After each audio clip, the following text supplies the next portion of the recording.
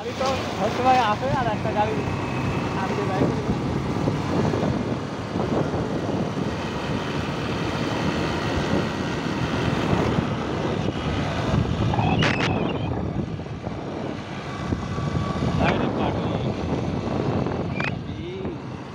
কত পানি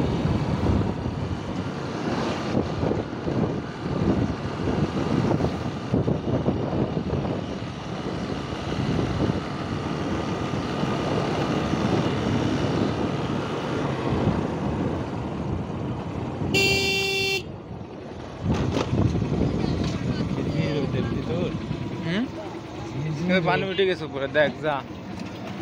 দোস্ত